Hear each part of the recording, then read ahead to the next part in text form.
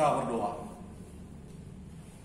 Damai sejahtera Allah Bapa yang melampaui segala akal budi manusia, itulah yang memelihara hati dan pikiranmu di dalam Yesus Kristus Tuhan kita.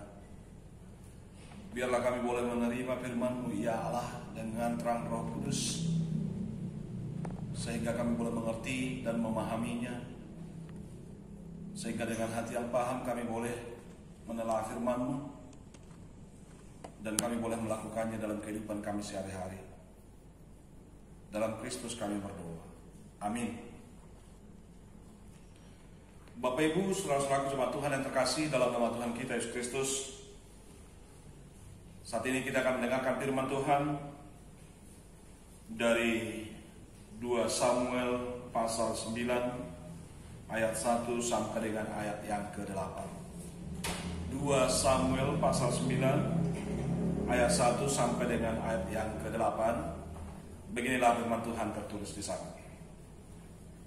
Daud dan Mephiboset. Berkatalah Daud, masih adakah orang yang tinggal dari keluarga Saul? Maka aku akan menunjukkan kasihku kepadanya oleh karena Jonathan. Adapun keluarga Saul mempunyai seorang hamba yang bernama Ziba. Ia dipanggil menghadap Daud, lalu raja bertanya kepadanya, "Engkaukah Ziba?" Jawabnya, "Hamba Tuanku." Kemudian berkatalah raja, "Tidak adakah lagi orang yang tinggal dari keluarga Saul? Aku hendak menunjukkan kepadanya kasih yang dari Allah." Lalu berkatalah Ziba kepada raja, "Masih ada seorang anak laki-laki Jonathan yang cacat kakinya." Tanya raja kepadanya, "Di manakah ia?" Jawab Ziba kepada raja, "Dia ada di rumah Makhir bin Amiel di Lodebar." Sesudah itu Raja Daud menyuruh mengambil dia dari rumah Makhir bin Amiel dari Lodebar, dan Mephiboset bin Jonathan bin Saul masuk menghadap Daud. Ia sujud dan menyembah. Kata Daud, "Mephiboset." Jawabnya, "Inilah hamba Tuanku." Kemudian berkatalah Daud kepadanya, "Janganlah takut, sebab aku pasti akan menunjukkan kasihku kepadamu oleh karena Jonathan ayahmu. Aku akan mengembalikan kepadamu segala ladang Saul nenekmu, dan engkau akan tetap makan sehidangan dengan aku." Lalu sujudlah Mephiboset dan berkata, "Apakah hambamu ini sehingga engkau menghiraukan anjing mati seperti aku?" Sampai di sana pembaca firman Tuhan. Bapak Ibu saudaraku yang terkasih dalam nama Tuhan kita Yesus Kristus, Shalom. Selamat hari Minggu bagi kita semuanya. Saya yakin dan saya berharap dimanapun Bapak Ibu saudaraku yang mendengarkan firman Tuhan ini, semuanya dipenuhi dengan sukacita, dan harapan saya tetap Tuhan memberkati Bapak Ibu saudara-saudara. Dan bersyukur jika saat ini kita boleh masih mendengarkan firman Tuhan. Itu artinya masih Tuhan memberkati kita, dan Tuhan masih mengasihi kita. Karena isi hati Tuhan akan kita dengar lewat firman ini. Bapak Ibu saudara-saudaraku, firman Tuhan ini dihantar untuk menerangi tema Minggu yang mengatakan kepedulian terhadap disabilitas mengurupi Akka Namartihas. Ini tema minggu kita, kepedulian terhadap disabilitas. Minggu tanggal 16 September, Minggu 16 setelah Trinitatis, untuk tanggal 27 September. Minggu 16 setelah Trinitatis, untuk tanggal 27 September. Bapak Ibu saudara yang terkasih, inilah panggilan kepada kita lewat tema minggu ini, bagaimana kepedulian kita terhadap orang-orang disabilitas. Firman ini Bapak Ibu saudara sangat jelas memperlihatkan itu. Kalau kita mendengar tadi pembacaannya, pasti bagaimana Daud berbelas kasihan, mengingat janjinya, dan peduli dengan Mephibosheth. Mephibosheth itu adalah orang yang cacat, dan tentunya sesuai dengan tema kita ini adalah orang yang penyandang cacat atau disabilitas. Bapak Ibu Saudara yang terkasih, disabilitas bukanlah istilah yang asing lagi bagi kita, karena itu sudah menjadi bahasa serapan di bahasa Indonesia yang berarti penyandang cacat. Disabilitas berarti orang-orang yang kurang sempurna fisiknya, atau ada yang menjadi kelemahan di fisiknya, sehingga di dalam melakukan aktivitasnya dia tidak sesempurna orang yang memiliki fisik yang sempurna adanya. Ini baru suatu. Lalu ketika dikatakan kepedulian terhadap orang yang disabilitas, bagaimana kita memperhatikannya? Bagaimana kita peduli dengan mereka? Karena orang disabilitas itu memang sering merasa kurang dipedulikan. Memang orang disabilitas itu sering terpinggirkan, termarginalkan, atau kurang diperhitungkan, bahkan sering dipandang dengan sebelah mata. Tapi mari kita lihat Bapak Ibu Saudara, bagaimana firman Tuhan saat ini.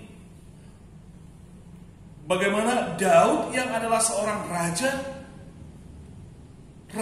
yang begitu menaiki tatanya dengan penuh kesuksesan dan keberhasilan, orang yang ternama ketika itu, karena dia telah menaklukkan bangsa-bangsa di sekitarnya, telah memenangkan peperangan dengan Amon, dengan Moab, dengan Edom,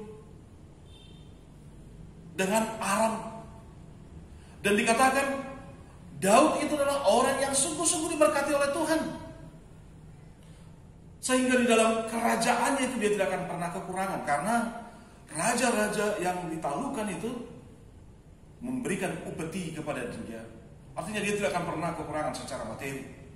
Kemudian Bapak Ibu, Tuhan sungguh-sungguh memberkati Raja Daud, karena dikatakan di dalam ayat yang ke-14 dari pasal 8 di dalam 2 Samuel, dikatakan sana bahwa Daud itu sungguh-sungguh diberkati oleh Tuhan, dan kemanapun Daud berperang selalu memenangkan peperangan tersebut.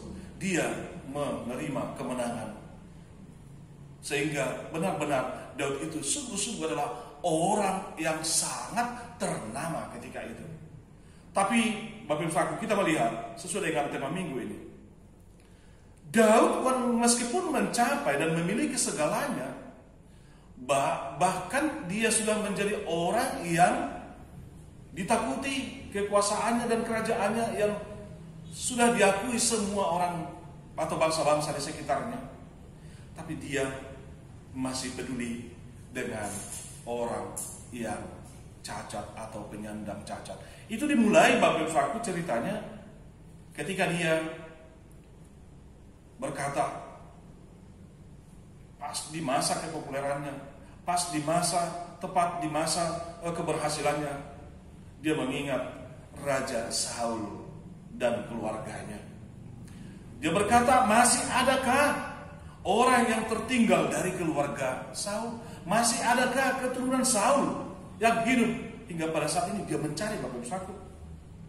Memang dia Bapak Ibu raja yang bangkit setelah Raja Saul mati. Artinya dialah yang menggantikan Raja Saul. Ini pertanyaan Bapak Ibu. Kalau dikatakan masih adakah keturunan Raja Saul, pasti menjadi sebuah pertanyaan. Mungkinkah Raja Saul yang akan membalas dendam? Atau mungkinkah Raja Saul mau membersihkan semua antek-anteknya Raja Saul, sehingga tidak akan ada yang mampu bangkit atau membangun pemberontakan kepada dia? Itukah Bapak Ibu? Rupanya tidak. Karena kita lihat di sini, ketika Raja Daud berkata masih adakah orang yang tinggal dari keluarga Saul, dia katakan sana, maka aku akan menunjukkan kasihku kepadanya oleh karena Jonathan. Rupanya Bapak Ibu, tujuannya mencari keturunan daripada Raja Saul adalah untuk menunjukkan kesetiaannya dengan Jonathan. Jonathan itu siapa? Jonathan adalah anak sulung daripada Raja Saul. Jonathan itu adalah orang yang dekat dengan Raja Daud semasa mereka atau ketika mereka tinggal baik di istana raja atau ketika mereka Bapak Ibu Saudaraku dalam kebersamaannya, artinya Jonathan masih hidup ketika itu. Jonathan senantiasa berpihak, Jonathan senantiasa berbelas kasihan, Jonathan senantiasa menyelamatkan Daud. Ketika ayah Jonathan itu adalah Raja Saul. Ketika ayah Jonathan itu senantiasa mengancam, mengejar-ngejar Daud. Ketika Saul memusuhi daripada Daud, tapi anaknya sendiri yang adalah Jonathan senantiasa berbelas kasihan, senantiasa menyelamatkan Daud. Dan suatu ketika mereka di dalam, kalau kita baca di Bapak Ibu Saudaraku di dalam 1 Samuel, kita melihat dalam 1 Samuel 20 ayat 11 sampai 23, sampai Jonathan dan Daud membuat sebuah perjanjian. Kata Jonathan, supaya nanti Jonathan itu, keturunan Jonathan itu mendapat belas kasihan, mendapat kasih setia daripada Daud. Dan mereka menjalin itu Bapak Ibu Saudaraku, mereka mengikat janji itu. Dan itu yang diingat oleh Daud ketika dia katakan, karena aku akan menunjukkan kasihku kepadanya oleh karena Jonathan. Artinya Daud mengingat janji itu. Ini Bapak Ibu Saudaraku. Lalu Ziba hambanya Saul mengatakan, masih ada satu orang anak daripada Jonathan, artinya keturunan daripada Saul. Lalu dengan cepat Bapak Ibu Saudaraku, Daud mengatakan supaya mencari dan membawanya menghadap raja dan membawa ke istana. Dan itu dilakukan oleh Ziba. Maka Bapak Ibu Saudaraku, Ziba membawa anak Jonathan itu yang bernama Mephiboset. Mephiboset itu adalah orang yang tinggal di Lodebar, yang ketika umur 5 tahun di saat Jonathan meninggal dan kakeknya Raja Saul, kakeknya Mephiboset itu meninggal karena mereka terbunuh di dalam peperangan Bapak Ibu Saudaraku. Akhirnya Mephiboset dibawa oleh dan pengasuhnya ke Lodebar. Dan satu peristiwa yang sangat mencelakakan daripada Mephiboset. Ketika umur 5 tahun, Mephiboset itu sudah mengalami cacat, kakinya dua-duanya timpang. Karena dengan buru-buru inang pengasuh itu menarik daripada Mephiboset. Dia menggendong, rupanya terjatuh karena mendengar bahwa Jonathan sudah meninggal dan Raja Saul sudah meninggal. Ini Bapak Ibu Saudaraku. Lalu dia membawanya ke Lodebar. Dan di sana Bapak Ibu Saudaraku, di Lodebar, di rumah Makir, disitulah Mephiboset tinggal. Karena itu dari sana diambil oleh Ziba dan dibawa menghadap raja. Bapak Ibu Saudaraku, tentunya Mephiboset dalam ketakutan menghadap raja, dibawa ke istana. Dan itu dinyatakan dan diperlihatkan ketika dia bersujud. Dan Mephiboset itu menjawab raja ketika raja berkata, Mephiboset berkata, hamba Tuanku. Ini Bapak Ibu Saudaraku. Sekarang Mephiboset itu tentu memperlihatkan ekspresinya dalam ketakutan di hadapan raja, meskipun dia adalah cucu seorang Raja Saul yang begitu besar, tapi dia berkata di hadapan Daud, hamba Tuanku.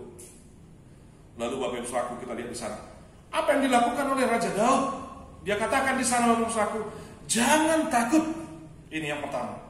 Ada 4 hal ini yang boleh kita lihat yang disampaikan oleh Daud dalam perjumpaannya dengan Mephiboset. Jangan takut, Bapak Ibu Saudaraku yang terkasih, sebagai orang penyandang cacat, sebagai orang yang tubuhnya kurang sempurna, yang kakinya timpang dua-duanya Bapak Ibu Saudaraku, ya, sebagai cucu daripada orang yang membenci, yang memusuhi Raja Daud, pasti dia dalam ketakutan. Pasti dia dalam ketakutan. Jangan-jangan dia, aku dipanggil ke sini, pikirnya. Jangan-jangan aku dipanggil ke sini hanya untuk mau membunuh saya. Karena biasanya, ya, kalau raja yang baru bangkit, maka raja-raja yang ditaklukkan, ya, raja-raja yang digantikan itu Bapak Ibu Saudaraku, segala keturunannya akan dibersihkan. Ada ketakutan biasanya di sana. Jangan-jangan keturunan yang masih tersisa akan melancarkan kudeta atau membangun kebencian atau membuat gerakan. Itu mungkin di benak daripada Mephiboset. Tapi Bapak Ibu Saudaraku yang terkasih, jangan takut, kata Raja Daud. Aku akan menunjukkan kasih Tuhan kepadamu. Aku akan menunjukkan kasihku kepadamu. Ini Bapak Ibu Saudaraku, rupanya penyandang cacat, kita peduli kepada mereka. Bapak Ibu Saudaraku, seperti yang dilakukan oleh Raja Daud ini, kita harus mampu membuat mereka bangkit dari perasaan takutnya. Perasaan takut tidak dihargai, perasaan takut tidak diterima, perasaan takut kurang diperhitungkan, perasaan takut tidak dihiraukan. Ini perlu Bapak Ibu Saudaraku. Maka kata-kata daripada Raja Daud ini, Bapak Ibu Saudaraku, sudah menyatakan kepeduliannya kepada orang yang disabilitas. Jangan takut, katanya. Aku akan menunjukkan kasihku. Indahnya Bapak Ibu Saudaraku, maksud dan tujuan daripada Raja Daud. Seorang raja besar, seorang raja yang dihormati, seorang raja yang naik tahta, seorang raja yang ditakuti oleh orang-orang sekitar, bangsa-bangsa di sekitar, sekarang membawa atau berhadapan dengan orang yang disabilitas, yang selama ini tidak diperhitungkan, yang selama ini sudah menghindar, yang selama ini sudah menjauh karena dia di Lodebar. Lodebar itu tempat yang dikatakan di sana tandus, Lodebar itu yang kering. Itu yang dikatakan dengan situasi di Lodebar. Orang yang tinggal di rumah makir, katanya si Mephiboset, sekarang masuk ke istana. Tidak asal-asalan masuk ke istana. Ini seorang cacat bisa masuk ke istana. Ini Bapak Ibu Saudara. Lalu yang kedua, dikatakan di sana bahwa Daud akan menyatakan cinta kasih itu karena mengingat janjinya kepada Jonathan, ayah daripada si Mephiboset. Ini Bapak Saudara. Sebenarnya bisa saja karena seorang raja yang besar, raja yang sudah mencapai kesuksesan dan keberhasilan, bisa saja dia tidak perlu mengingat janji itu. Tapi bukan seperti itu karakternya, bukan seperti itu sikapnya Daud. Karena Daud sepanjang perjalanan hidupnya kita boleh lihat, Bapak Saudara, sebesar apapun kebencian yang dilakukan oleh Saul kepadanya, dia tidak akan pernah membalasnya. Karena dia katakan apa? Aku tidak akan pernah mencelakakan, aku tidak akan pernah menjamah orang yang diurapi Tuhan. Itu malah perkataan daripada Daud ketika Saul memusuhi daripada dirinya. Bahkan Bapak Saudara sekarang, meskipun Jonathan sudah meninggal, Saul sudah meninggal, Bapak Saudara, malah dia katakan, aku akan mengingat janjiku kepada Jonathan. Jangan pernah melupakan janji kita ketika kita sudah menikmati keberhasilan dan kesuksesan. Ingat selalu janji kita, Bapak Saudara, karena janji itu harus ditepati. Dan orang yang menepati janjinya, Bapak Saudara, pasti akan senantiasa menikmati berkat-berkat Tuhan dalam kehidupannya. Lalu yang ketiga, aku akan mengembalikan segala ladang Saul nenekmu, katanya.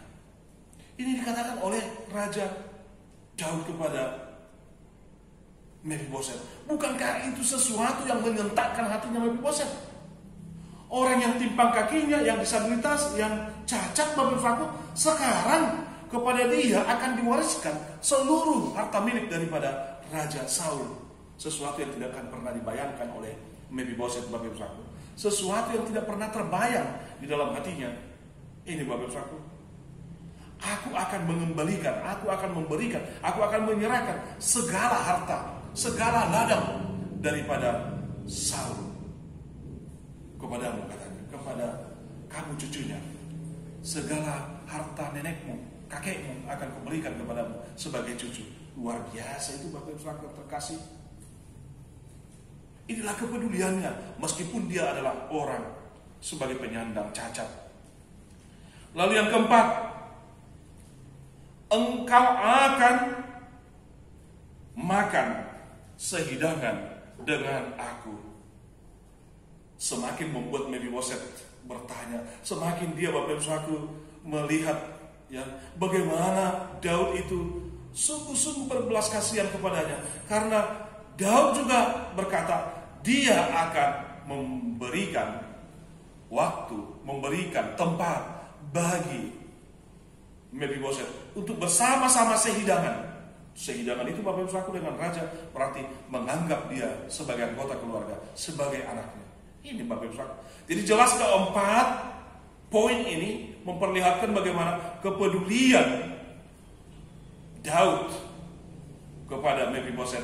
Jelas seperti tema minggu ini, kepedulian terhadap disabilitas. Ini Bapak Ibu Saudaraku yang terkasih. Bapak Ibu Saudaraku yang terkasih, luar biasa firman Tuhan ini. Luar biasa perbuatan daripada Daud, membalas kejahatan daripada Saul dengan kebaikan kepada keturunannya, mengingat janji setianya kepada Jonathan, orang tua daripada Mephiboset, kepada Mephiboset itu, mengingat janjinya dan menepatinya. Ini Bapak Ibu Saudaraku yang terkasih. Dan yang ketiga Bapak Ibu Saudaraku, dia tetap setia dan hormat kepada Tuhan, sehingga dia menunjukkan kasih Tuhan kepada Mephiboset. Ini Bapak Ibu Saudaraku yang terkasih. Adakah berbeda sikap Daud ini dengan masa sekarang? Masihkah dirasakan orang-orang penyandang cacat? Masihkah orang-orang yang termarginalkan? Masihkah orang-orang yang disabilitas boleh merasakan aman dan nyaman di zaman sekarang Bapak Ibu Saudaraku? Bisakah boleh mereka menikmati kasih, diperlakukan sama dengan orang-orang yang sempurna? Bisakah mereka mendapatkan kesempatan? Memang di Indonesia Bapak Ibu Saudaraku kalau kita lihat ya, mereka ya diberikan kesempatan, diberikan peluang itu Bapak Ibu Saudaraku. Bahkan kalau kita melihat ini, bahwa dalam prakteknya, dalam pemerintahan kita, mereka benar-benar ya diberikan kesempatan, diperhatikan, dipedulikan kehidupan mereka. Tapi saya yakin Bapak Ibu Saudaraku masih tetap di dalam hati mereka, tetap masih merasakan tidak sama diperlakukan dengan orang-orang yang sempurna. Bapak Ibu Saudaraku yang terkasih, sangat tersentak hatinya Mephiboset, sampai-sampai dia katakan setelah mendengar semua yang akan dilakukan oleh Raja Daud, sampai-sampai dia katakan di dalam ayat yang ke-8, dia katakan seperti ini Bapak Ibu Saudaraku, apakah hambamu ini sehingga engkau menghiraukan anjing mati seperti aku? Dia menyatakan dirinya anjing mati seperti aku. Bapak Ibu Saudaraku yang terkasih, hanya anjing saja sebenarnya itu sudah menunjukkan kehinaan. Hanya kata anjing itu Bapak Ibu Saudaraku, ya. Tapi dia sekarang menggambarkan dirinya seperti anjing mati. Dia sebenarnya tidak layak untuk menerima itu karena dia penuh dengan kehinaan. Karena dia adalah orang penyandang cacat. Karena dia adalah orang ya yang tidak layak untuk menerima itu Bapak Ibu Saudaraku. Tapi sungguh-sungguh Daud memberikan banyak hal kepada dia. Inilah Bapak Ibu Saudaraku, dengan bersujud dia berkata, lalu sujudlah Mephiboset dan berkata, apakah hambamu ini sehingga engkau menghiraukan anjing mati seperti aku? Inilah Bapak Ibu Saudaraku, bagaimana indahnya hidup orang yang ingat akan Tuhan. Janji setia yang boleh diikat dengan orang yang dia kasihi dan yang mengasihinya digenapi dan ditepati. Ini Bapak Ibu Saudaraku yang terkasih. Ingat, kalau kita mau melihat gambaran ini, seperti Mephiboset ini Bapak Ibu Saudaraku, yang merasakan tidak layak, yang merasakan begitu hinanya dia, yang merasakan bahwa dia adalah sesungguhnya orang yang termarginalkan, yang terpinggirkan, yang merasakan Bapak Ibu Saudaraku dan mengakui bagaimana dia sebenarnya tidak mungkin bisa lagi masuk ke istana raja. Tapi oleh belas kasihan daripada Raja Daud, oleh belas kasihan Raja Daud, dia berikan kesempatan dan waktu itu. Dia diangkat menjadi sehidangan, makan bersama dengan Raja Daud. Dia menerima semua harta milik daripada Raja Saul. Ini Bapak Ibu Saudaraku yang terkasih. indahnya firman Tuhan ini mengingatkan kita juga, jangan pernah merasakan, atau ketika kita mungkin sekarang mempersamakan kita adalah orang yang begitu hina, begitu orang yang tidak layak Bapak Ibu Saudaraku. Tapi ingat, di hadapan Tuhan kita sungguh-sungguh orang yang dikasihinya. Dia yang mengangkat kita Bapak Ibu Saudaraku dari keberdosaan kita, dari ketidaklayakan kita. Oleh karena Kristus kita dilayakkan Bapak Ibu Saudaraku.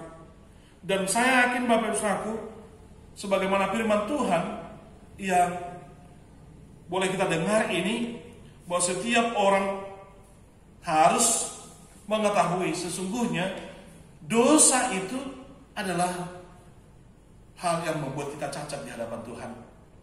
Memang bagi orang Israel, cacat itu lebih dipahami atau dimengerti soal kurban, persembahan, ya, kurban. Tapi Bapak Ibu Saudara yang terkasih, firman Tuhan katakan dalam 1 Tesalonika 5 ayat 23, supaya nanti ya, di dalam kedatangan Kristus jangan ada orang yang kedapatan cacat. Cacat dalam artian tidak hidup lagi di dalam dosa. Kita akan meninggalkan dosa kita, karena dosa itulah yang membuat kita cacat di hadapan Tuhan. Tapi ingat Bapak Ibu Saudaraku, hari ini lewat firman Tuhan ini, kepada kita akan dianugerahkan kehidupan yang kekal, kepada kita akan diwariskan harta dan mahkota kekekalan yang daripada Tuhan itu.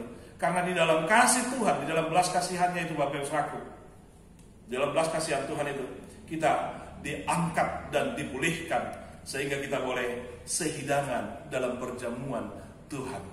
Inilah Bapak Ibu Saudaraku yang terkasih, dan marilah kita bersyukur. Kalau Allah begitu peduli dengan kita, maka kita juga harus peduli dengan siapapun, tanpa memandang jabatan, memandang status. Apakah mereka orang yang sempurna? Apakah mereka orang yang disabilitas? Mari kita tetap peduli, karena itu yang menjadi tema minggu kita pada saat ini. Dan ingatlah Bapak Ibu Saudaraku, kita adalah orang-orang yang dipedulikan oleh Tuhan. Kita adalah orang-orang yang menikmati belas kasihan Tuhan. Maka mari kita juga berbelas kasihan kepada semua orang, karena kita adalah orang-orang yang menikmati belas kasihan Tuhan itu. Amin, kita berdoa. Terpuji kalau Bapa di surga, sebab kami sungguh bersuka cita pada saat ini. Kami adalah orang-orang yang dikasihi. Kami adalah orang-orang yang diselamatkan. Kami adalah orang-orang yang dipulihkan. Dan kami akan menerima kemuliaan, karena Tuhan sendiri yang menganugerahkan kemuliaan itu. Sama seperti yang dilakukan oleh Raja Daud kepada Mephiboset, yang memulihkan, mengembalikan, dan memberikan sukacita bagi dia. Meskipun dia adalah orang penyandang cacat, meskipun dia adalah orang-orang yang tidak diperhitungkan, meskipun dia adalah orang yang terpinggirkan, tapi begitu indah Raja Daud mengingat janji setianya kepada Jonathan. Begitu indah dia mewujudkan janji itu, sehingga ada hati yang bersukacita daripada Mephiboset ketika dia diangkat dan dibawa kepada Daud memasuki istana dan boleh sehidangan makan, menikmati perjamuan yang indah bersama dengan raja.